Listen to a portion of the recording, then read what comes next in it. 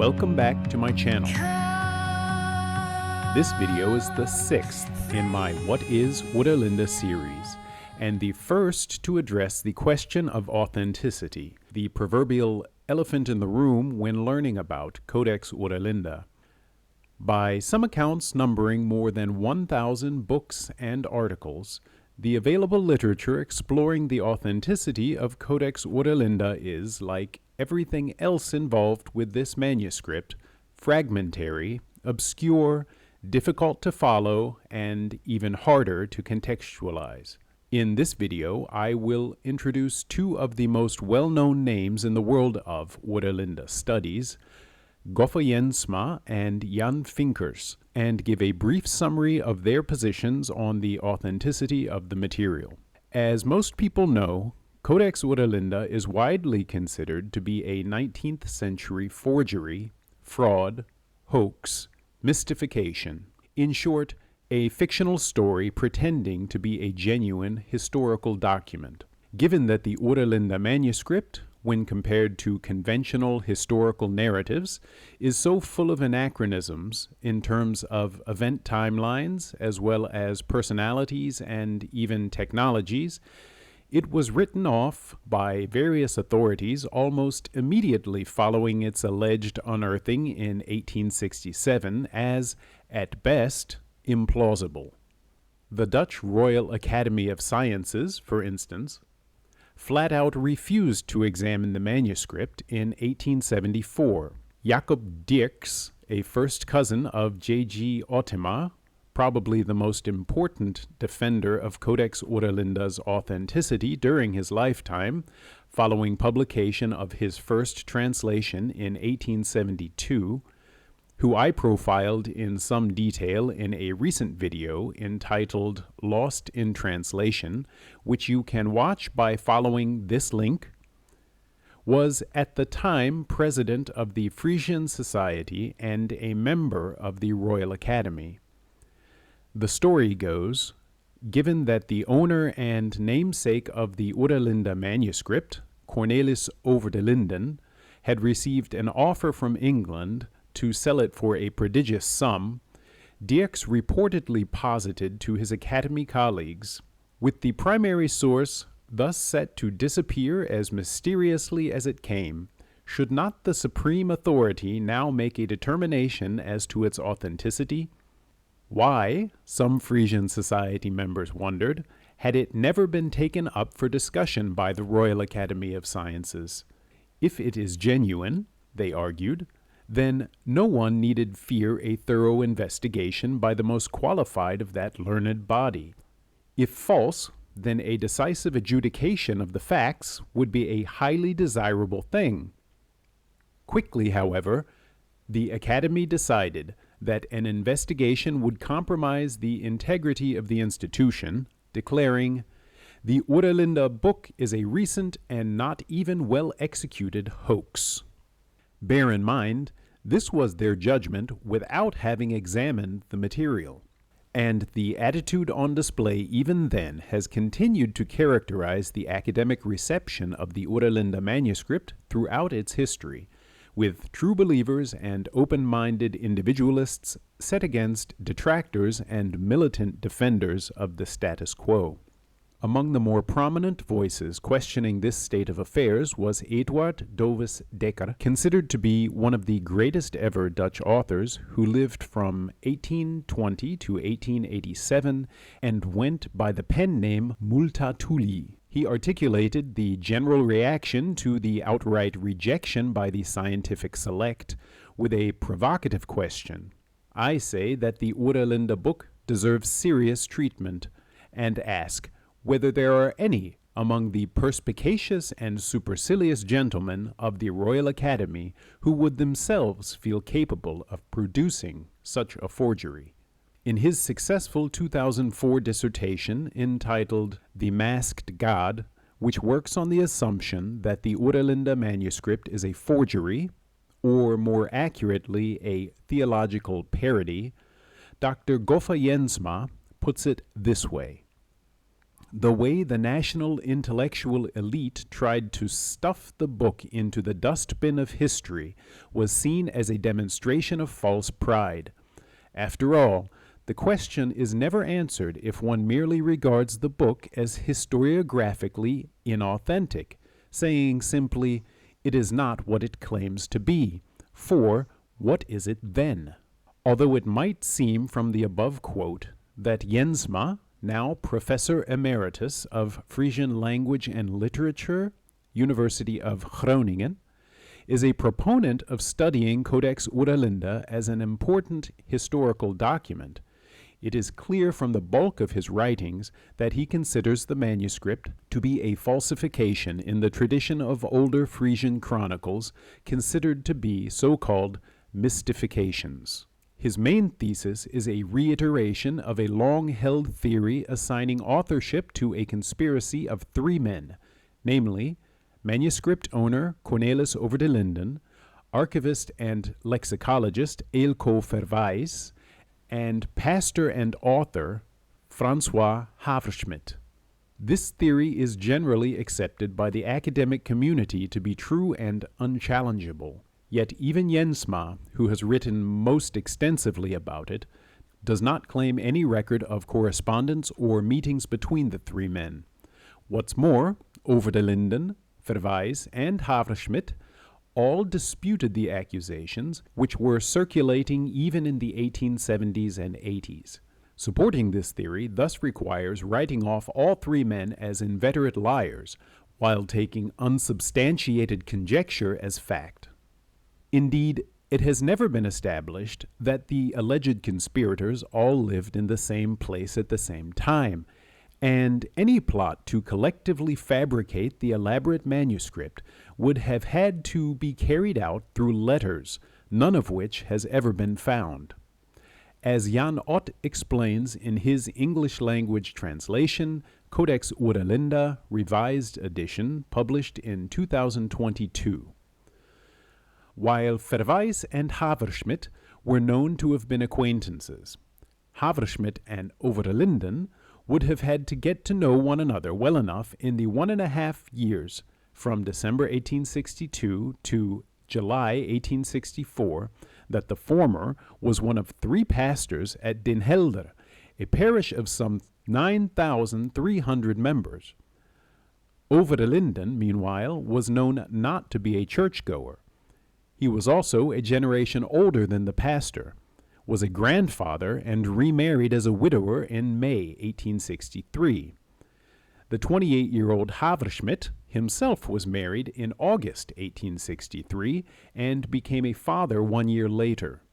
Both men certainly had other things on their mind, not the least of which earning a living, than concocting a highly sophisticated and potentially dangerous work of mystification. Although Jensma, for the most part, simply works from the assumption that the manuscript is not an authentically ancient record, he does offer a few proofs, one of which being expert testimony about the age of the paper.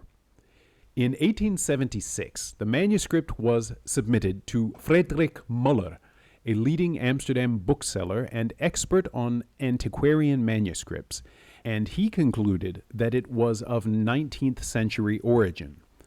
Among his findings, he said that the paper and the writing could not be older than roughly 1800, and that both were probably no more than 25 years old at the time. Paper in the 13th century was made of cotton or linen, was thick, uneven, and woolly, with very irregular, unclear waterlines. The paper of the Oera Linda manuscript, on the other hand, is thin, smooth, stiff, translucent in places, with regular clear waterlines. Muller said the paper was colored yellow and not naturally yellowed, as many patches proved. The paper had also been cut. Paper in the 13th century could not be cut or clipped without leaving threads and a distinctive rough edge. From the nature of the cut edges, he said, this looks to be machine-made paper. Indeed, good machine-made paper, which cannot be older than 25 to 30 years. Another tell for expert Muller was that the writing appeared far too fresh to be of any significant antiquity. The ink, he said, lay on the paper. It had not affected the surface integrity of the paper, as would necessarily follow if it were very ancient. Muller is also said to have sent the manuscript to P. Smit van Gelder, director of a well-known paper factory in the Netherlands, for an independent opinion without informing him beforehand of his own conclusions. This paper manufacturer came to the same conclusion. It was machine-made paper, about 30 years old, in his view from the factory of Messrs. Thielen and Schrammen in Maastricht. As compelling as this evidence might be, there is somewhat more to the story. In April 2011, an article entitled The Oera Linda Book, a Cold Case and Hot Item by Henk Pork, Ellen van der Grijn, and Adriaan Kardinaal was published in the Journal of the Dutch Royal Archivists Union, announcing a new in-depth study of the paper using modern spectrometric technologies like X-ray fluorescence, hyperspectral imaging, and laser ablation.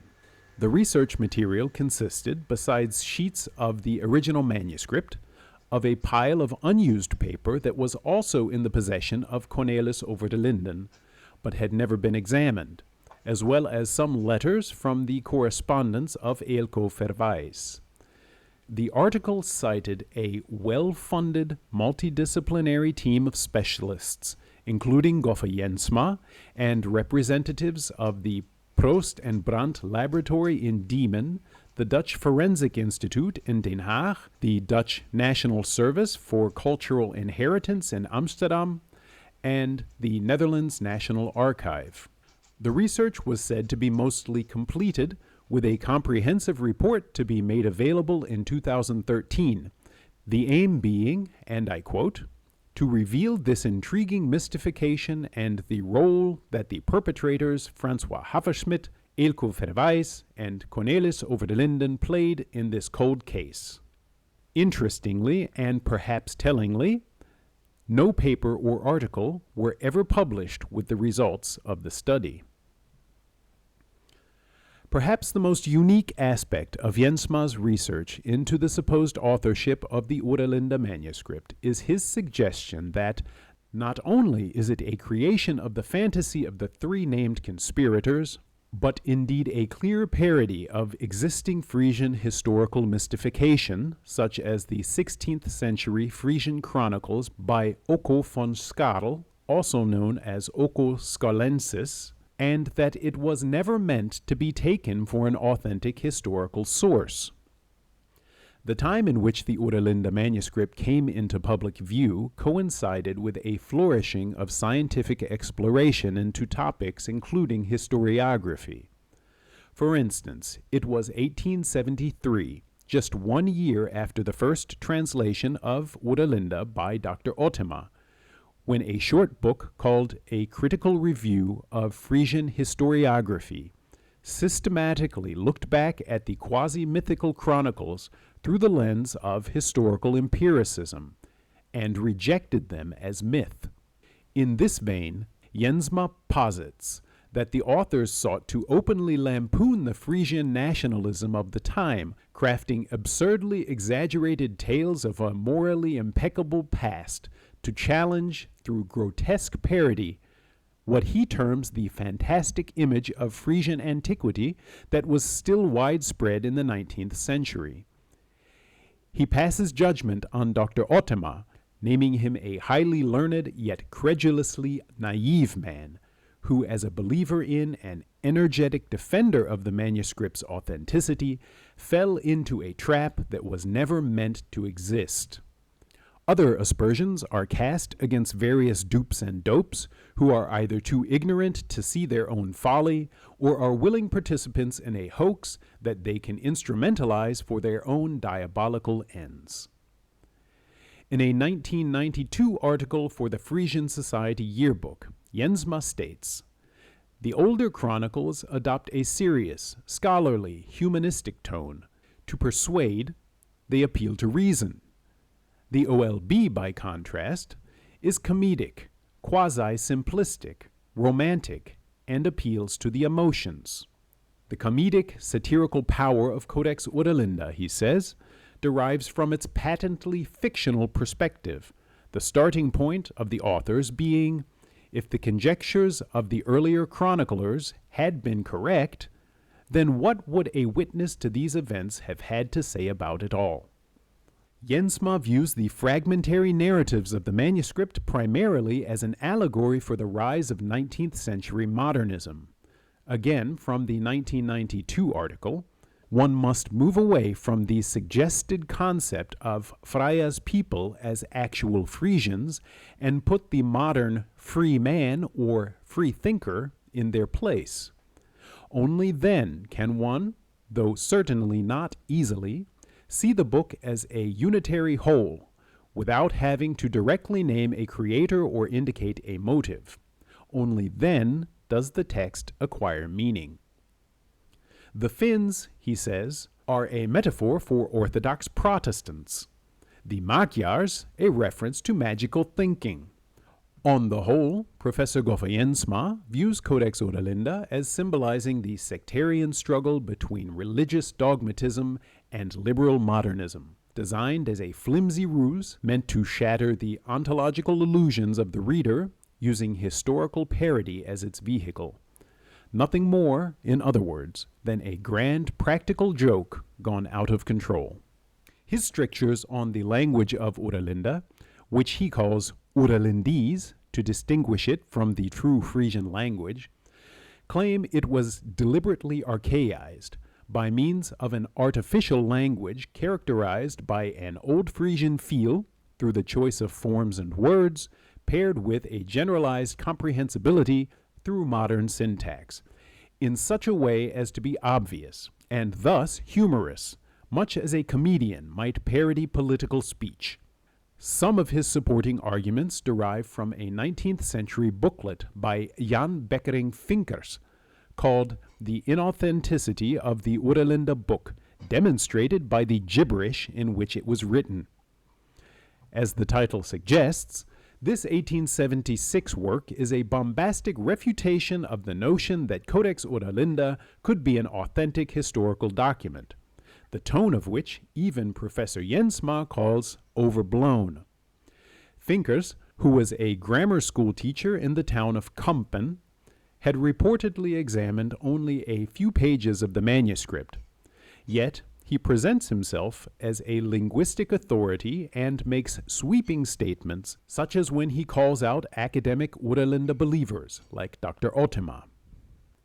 Indeed, the arbiters of sound linguistics seem to have thought it beneath their dignity to challenge with serious scientific arguments such a deplorable mishmash of old and young vocabulary, such a bizarre confusion of tongues, by which every page, nay, every single line of the 126 pages of print lays bare, through its own undeniable attestations to the eye of the adept, its unnatural birth.